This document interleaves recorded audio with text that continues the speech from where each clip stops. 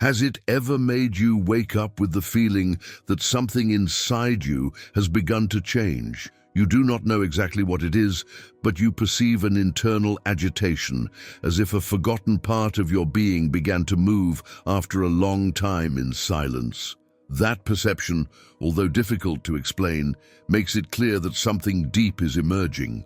Carl Jung, the famous Swiss psychiatrist, called the shadow to that aspect, an invisible territory formed by everything that we have repressed, denied, or rejected from ourselves. Although we think it disappears, the truth is that it never leaves. Stay latent, waiting for the perfect opportunity to make. Why does this hidden side insist on manifesting? What tries to teach us every time you break into our lives? These are the key questions that we will explore today, while we discover how to awaken that shadow consciously to start a deep process of emotional healing. This path is not simple, but those who dare to travel find a genuine and unforgettable transformation. Before continuing with this revealing topic, I invite you to support this channel by subscribing to you, leaving your like, and sharing this video with someone who can serve you. Together, we can create a community of learning and personal growth. What city are you seeing? Let him in the comments. I will love to know from where you accompany me on this trip to self-knowledge. Have you felt trapped in painful cycles that seem to be repeated again and again? Do you wonder why, despite your efforts, you end up linking with people and situations that end up hurting you? According to Jung, what we do not accept within us is inevitably projected outwards, attracting circumstances that reflect these parts of ours that we refuse to recognize. The first big step is to admit the existence of that shadow. Although it sounds simple, many people spend their whole life disconnected from this part of their psyche. Jung expressed it with forcefulness. What is not conscious becomes destination and directs your life without realizing it. It is worth stopping to think about this. Maybe you have said something like, "I always end the same," "I have no luck in relationships," or "I get well in work." Without knowing it, those statements are clear signs that your shadow is influencing your decisions and experiences. The second step implies observing your more intense emotions. Who manages to unleash in you an excessive rabies or rejection? What others' attitudes do you get you from what? Jung taught that what we criticize most in others is usually a reflection of what we refuse to accept in ourselves. That person who judges as a controller, dishonest, or egocentric could be acting as a mirror that reveals something deep about your own nature. I remember the story of a woman who consulted desperately for the relationship with her sister. "He always goes out with his manipulating everyone," he told me with frustration. After several introspection sessions, he managed to realize that inside, he also had similar behaviors, although he had preferred to ignore them for years. Only when he managed to accept that characteristic in herself, the relationship with her sister began to transform himself deeply. The third method to connect with your shadow is found in the dream world. Jung saw dreams as a direct way towards the unconscious. It is in those night scenarios where the shadow usually appears disguised, figures that disturb you, persecute you, or baffle you. These representations can be people of your same gender, unknown faces, or even fantastic creatures.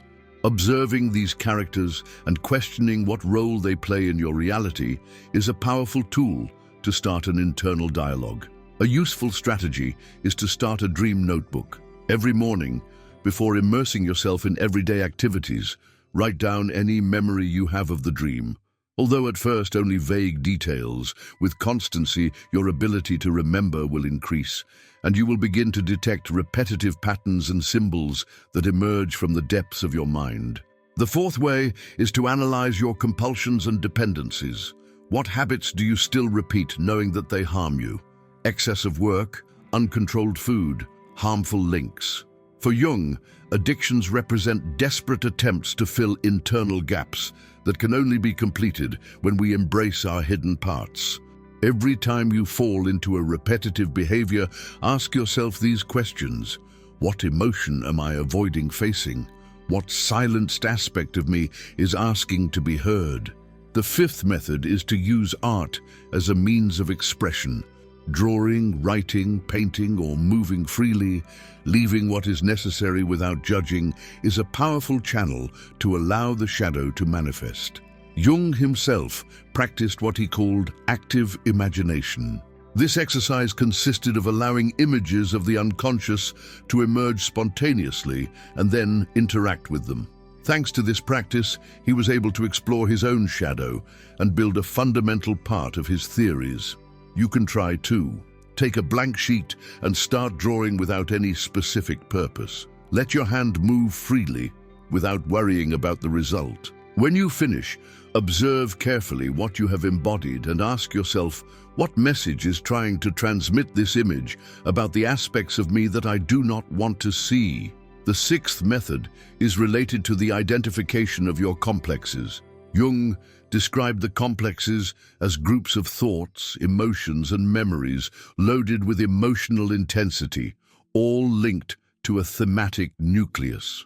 For example, an inferiority complex can be activated every time you perceive a trial towards yourself, leading you to react exaggerated in the face of comments that are apparently harmless. To recognize your complexes, look closely at the situations that cause overflowing emotions. When you feel that you lose your calm or that something inside you shoots without control, it is most likely that a complex is at stake. These moments are valuable opportunities to explore your shadow. The seventh way is to learn to see failures as indispensable teachers. Every time you go through what you perceive as a setback, a failed project, a relationship that ended unexpectedly, an opportunity that vanished, arises the possibility of asking you, what hidden aspect of me was intervening without me noticing it? Jung argued that many times stumbling are not simple coincidences, but the result of unconscious energies that interfere in our conscious goals, because there are important lessons that we still need to assimilate. I remember a consultant, an entrepreneur with a lot of professional success, who destroyed his relationships again and again when they became more compromised. Before continuing, I take the opportunity to tell you that my book is now available. There you will find practical tools and advice to free yourself from emotional blockages and strengthen your self-love. The link is in the description and also in the prominent comment. We will continue. This entrepreneur, when inquired in his shadow, discovered a deep fear of abandonment rooted in painful experiences of his childhood. That fear carried it unconsciously to ruin any effective bond before the other person could reject it. When he managed to recognize this hidden mechanism, he initiated a healing process and finally allowed his love life to stabilize and flourish. The eighth strategy is to reflect on your mistakes or acts that cause you shame.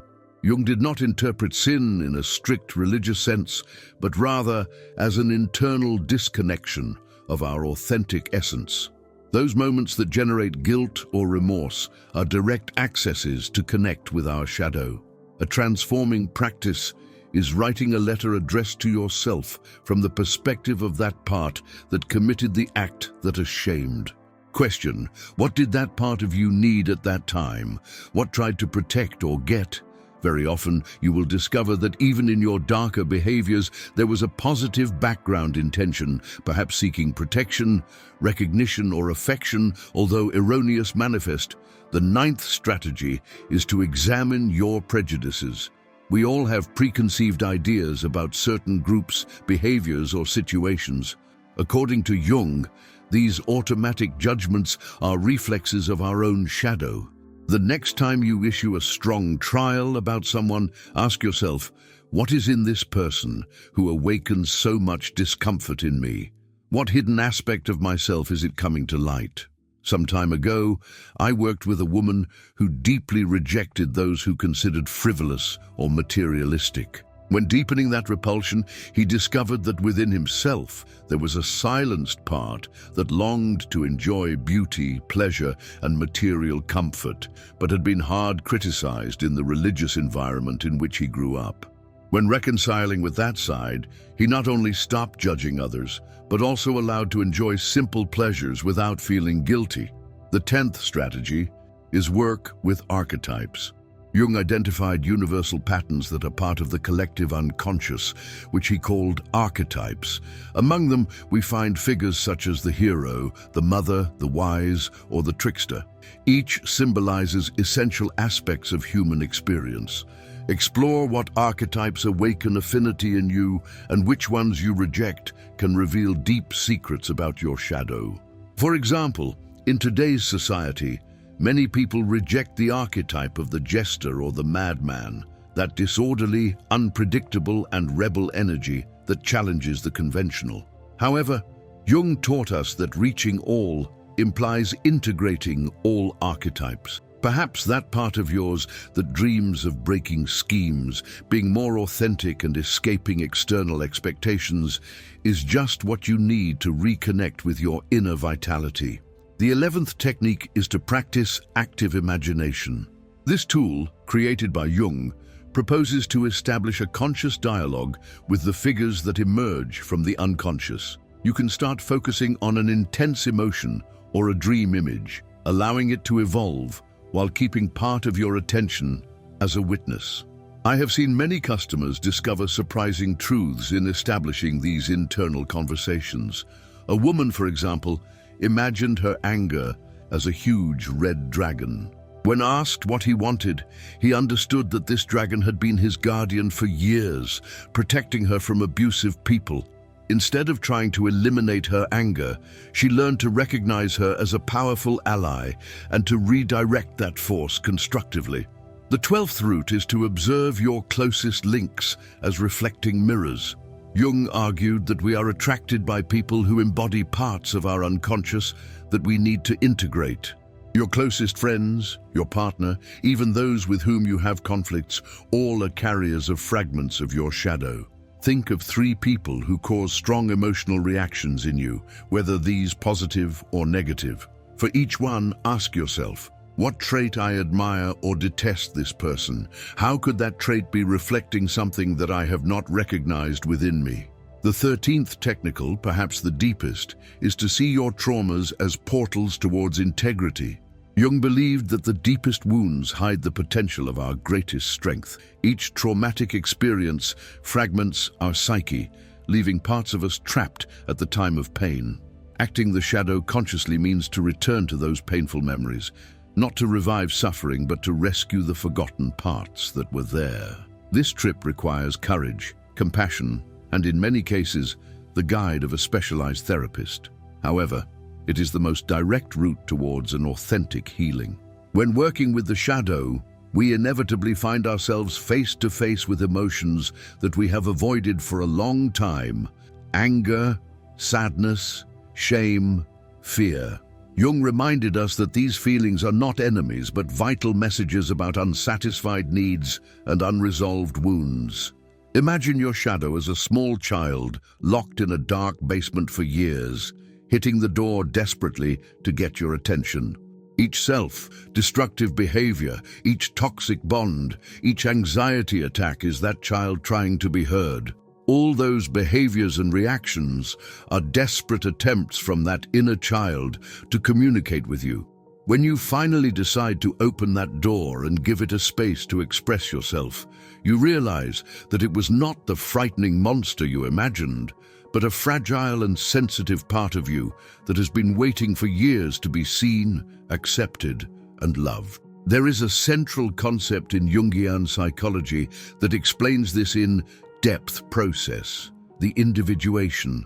Jung defined this term as the integration process by which a person becomes a complete, unified, and consistent being in all its aspects. It is essential to understand that individuation is not the same as individualism.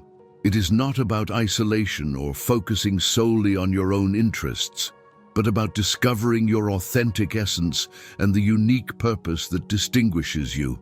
Jung wrote, "The privilege of a life is to become the one you really are."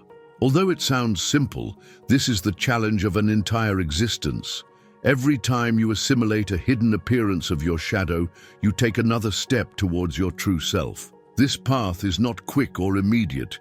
It is a continuous journey that extends throughout life, marked by times of great clarity, followed by phases of deep reflection. Although it can be intimidating at the beginning, each stage of this trip brings with it an immense release, as if you would release a heavy load that you carried without realizing it. Something wonderful that I personally experienced in my own integration process is that when hugging those rejected parts of me, my vital energy began to be renewed in an impressive way. The strength he used to maintain those repressed parts became creativity, love, and a vibrant sensation of fullness. This work also radically impacts our relationships.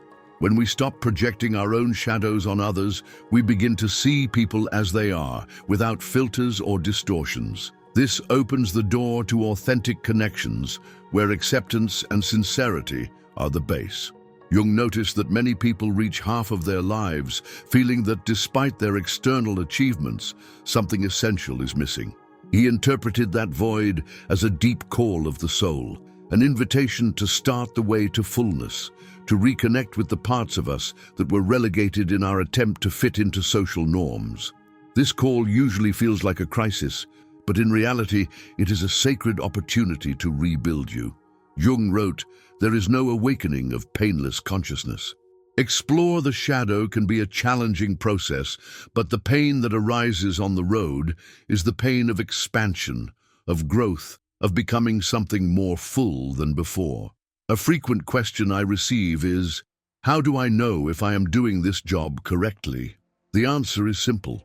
When you integrate aspects of your shadow, you feel a deep relief, as if an internal tension finally had dissolved. You will discover that there is more amplitude within you, a greater capacity to experience joy, sadness, anger, fear, all the range of human emotions, but without feeling overwhelmed by them.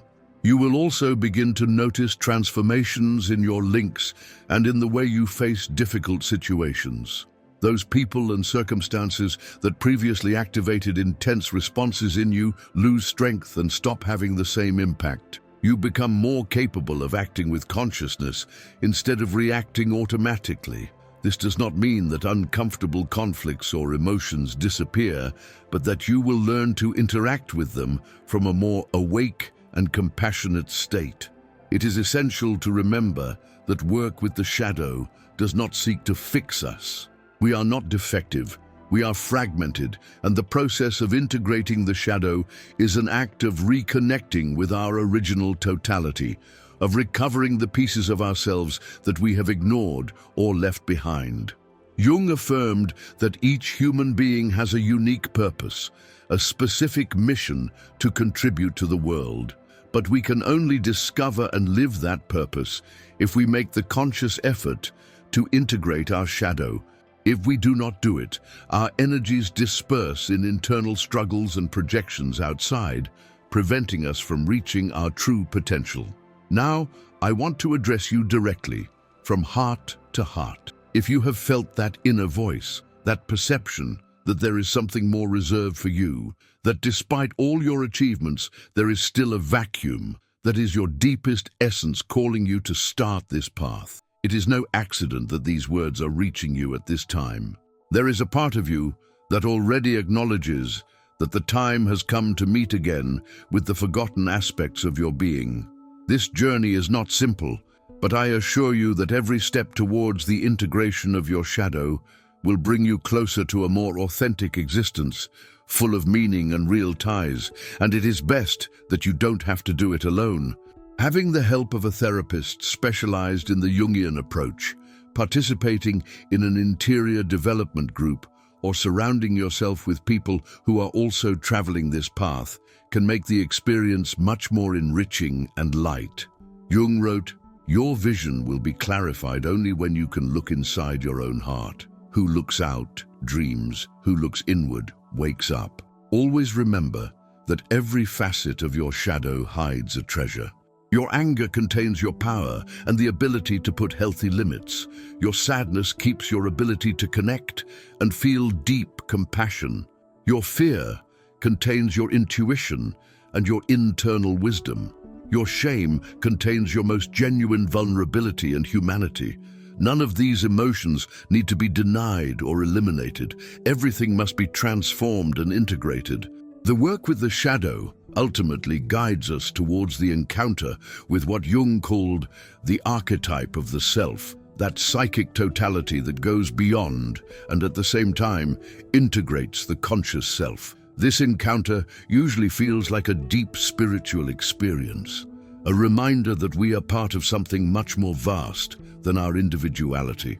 Jung observed that in numerous religious and spiritual traditions around the world, there are symbols that represent the self: the mandala, the philosopher's stone, Christ, Buddha. All point to that reality of psychic fullness, which constitutes both our origin and our final destination. In this sense, work with the shadow is also a spiritual journey, a return journey to our essence. I would like to close this message sharing with you one of the Jung phrases that inspires me the most. I am not what happened to me, I am what I decide to be. This simple statement contains immense wisdom. Although we cannot rewrite our past or erase the wounds suffered, we do have the ability to decide how we integrate those experiences within us, transforming them into steps that lead us to a fuller and more authentic life. The road of the shadow offers us precisely this opportunity for deep transformation. It is not a simple route, but it is the path towards true freedom, the ability to live aligned with our most genuine essence, without the chains of the past or external pressures. If this message has touched something in you, I invite you to stop for a moment to reflect. What part of your shadow is claiming your attention now? What emotion or pattern of behavior have you been to face? And what little gesture could you do today to start integrating that forgotten part? Remember, you don't have to solve everything at once. The shadow integration process is gradual, and every small step marks the difference. It can be something as simple as recognizing an emotion that you had been suppressing, having a sincere conversation with someone close, or starting a diary where you explore your dreams and thoughts. The essential thing is to take that first step from the place where you are. I would like to know if while you listened to this video, you recognized you in any of the situations we mentioned. Did you ever feel that certain intense patterns or emotions were guiding your life without being able to understand why? Have you faced those hidden parts of yourself that sometimes it is difficult to accept? Tell me in the comments what your most revealing experience has been in this path of self-knowledge and from which city you are seeing us. Reading your stories not only enriches this space, but you can also inspire other people who are going through the same. And if this content helped you or made you reflect, do not forget to subscribe to the channel, leave your like and share this video with someone who is ready to look in and discover your true potential. Thank you for being part of this conscious and brave community.